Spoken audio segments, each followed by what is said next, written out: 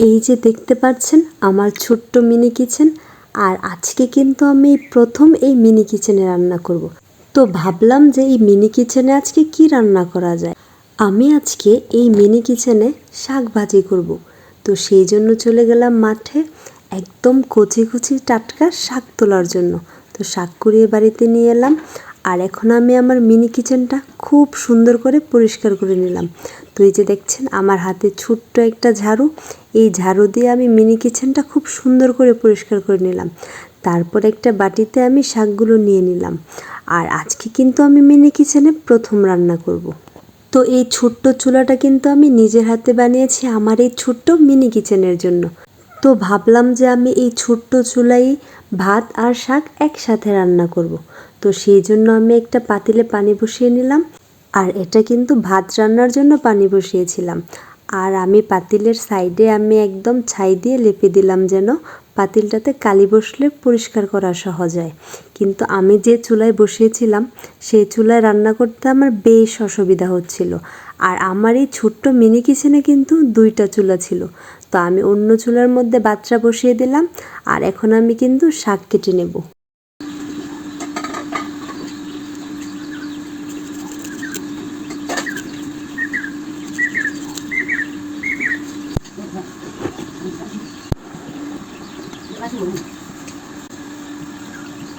শাক কাটতে কাটতে দেখলাম ভাতের পানিতে একদম বলক চলে আসলো।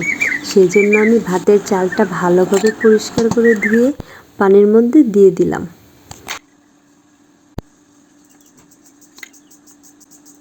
দেখেন কি সুন্দর ভাতে একদম বলক চলে এসে ঢাকনা আপনা আপনি পড়ে গেল। আমার কিন্তু ছোট্ট চুলায় রান্না করতে ভীষণ ভালো লাগে। এভাবে রান্না করলে ছোটোবেলার কথা মনে হয়ে যায়। আমরা ছোটোবেলা কত রান্না করতাম। আমরা ছোট ছোট হাঁড়িতে বালু দিয়ে তারপর রান্না করতাম। তখন তো আর আমাদের চাল দিয়ে আগুন দিয়ে রান্না করতে হতো না। আমরা বালু দিয়ে তারপর রান্না করতাম। তো কথা বলতে বলতে আমার কিন্তু ভাত রান্না করা শেষ। দেখেন কি সুন্দর ভাতের মাঠটা গেলে নিলাম। আর এদিকে আমি শাক ভাজি বসিয়ে দেব। শাক ভাজি বসানোর জন্য প্রথমে শাকটাকে সিদ্ধ করে নেব। তো কড়াইটা বসিয়ে তারপর অল্প অল্প করে শাকগুলো দিয়ে এটা আমি ঢেকে দেব। তো এদিকে শাকটা সিদ্ধ হতে থাকুক আর আমি এবার ভাতের পাতিলটা সোজা করে দেখব যে আমার ভাতটা কীরকম হয়েছে। তো দেখেন আমার ভাত রান্নাটা কতটা সুন্দর হয়েছে। আর এদিকে কিন্তু আমার শাকটা খুব সুন্দর হয়ে সিদ্ধ হয়ে গেল। এখন আমি শাকটা একটা বাটিতে তুলে নেব। এবার শাকটা তেলে ভেজে নেব।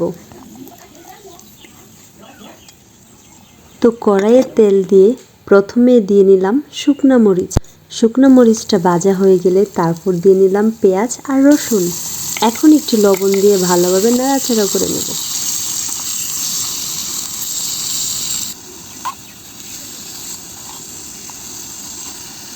এখন দিয়ে নেব সিদ্ধ করা শাক। শাকটা দিয়ে আমি আলতোভাবে নাড়াচাড়া করে শাকটা একদম ভাজা ভাজা করে নেব। এখন আমার শাক ভাজা শেষ। আমি এখন শাক ভাজিটা উঠিয়ে নেব। আজ প্রথম আমি এই ছোট্ট মিনি কিচেনে রান্না চালু করলাম। তো আজকেই প্রথমে রান্না করেছিলাম ভাত আর এই মজাদার শাক ভাজা। আপনাদের কাছে আমার এই ছোট্ট মিনি কিচেনের ভিডিওটা কেমন লেগেছে একটু কমেন্টে জানিয়ে দিন। রান্না শেষে কিন্তু প্রচুর নোংরা হয়। আর আমি আমার মিনি কিচেনটা একদম ভালোভাবে পরিষ্কার করে তারপর রেখে দিলাম। তো দেখেন ঝাড়ু দিয়ে পরিষ্কার করে নিলাম। আর এখন যেটা করব সেটা হলো ব্যবহার করা সব হাঁড়ি পাতিলগুলো ধুয়ে একদম জায়গা মতো রেখে দিলাম। আজকের মতো বিদায়।